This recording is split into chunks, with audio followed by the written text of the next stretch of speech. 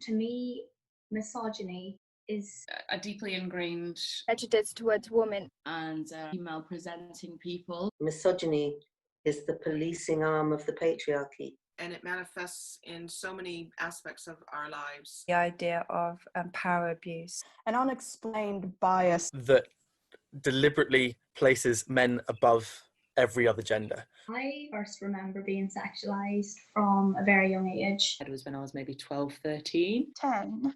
9. I was like 12, 13 at this time, and it was like grown men. Growing into your body, basically, I'd say. Making you feel uncomfortable, you know, as a young lady, developing. Like, I don't think that there's a time that I can remember not having been, like, laid out in the street and stuff like that. Like, even in primary school uniform, it was still the case. So hard to list the types of misogyny. I feel I've experienced them all. Catcalling. Rape, sexual assault.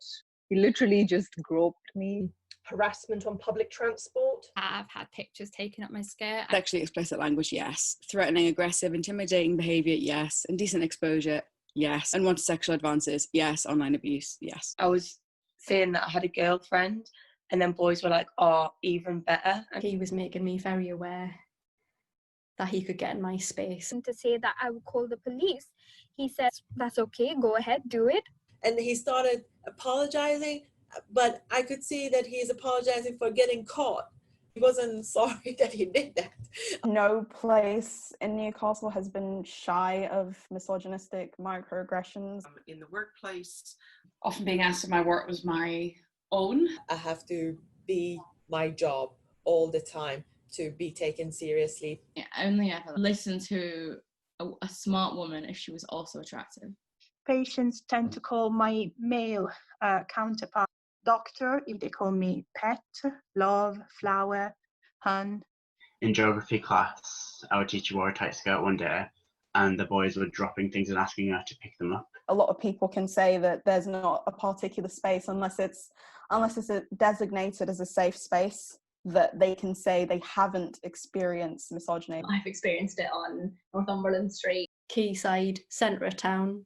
I stopped at the lights and the man next to me said, oh, it's pretty wet out, isn't it? I said, yes, I'm absolutely drenched. And he went, well, how drenched are you? Worst misogyny I've ever experienced is definitely working in bars.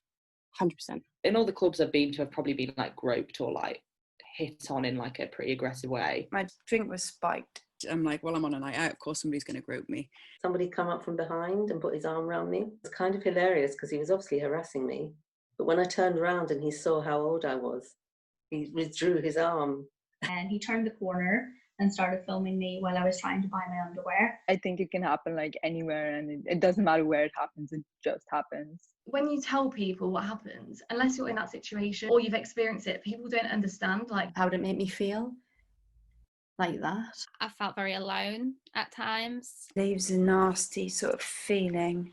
Particularly at the beginning of lockdown, we were worried about leaving the house. And I thought, actually, this is the way that most women live their lives, because there was always this unknown kind of fear. There is still such a denial that rape culture exists. When there's knife crime now, when it's talked about as this problem of knife crime. When rape is discussed in the media, it's single cases and it's not talked about in the gendered sense, and it's made as if it's this one evil man. It should be made a crime, so there could be more education around it, more understanding, more support for victims. Because rape culture is misogyny and misogyny is rape culture. Everybody has stories about it. It's inescapable. It needs to be a hate crime because without it, we're implicitly saying that violence against women and sexual harassment is okay. Public spaces should be truly public. The city belongs to all of us. Sexism, racism, Islamophobia, violence fits into as one piece in a puzzle of oppressive behaviours. It should be a hate crime because it's nothing short of that.